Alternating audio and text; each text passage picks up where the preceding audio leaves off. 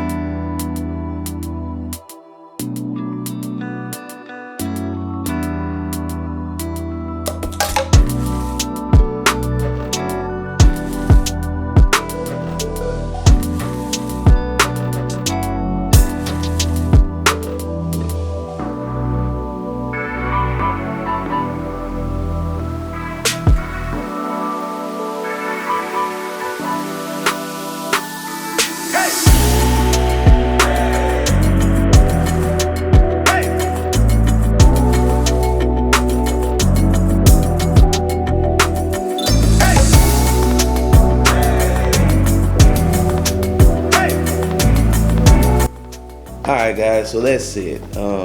Lil Red and her wicked waitresses.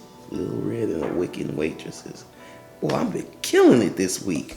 Lil Red and her wicked waitresses is done. Well, actually, they would be bartenders. It's gonna be wicked bartenders. Anyway, that's a side note. Lil Red and the wicked bartenders, it's done. It's dope.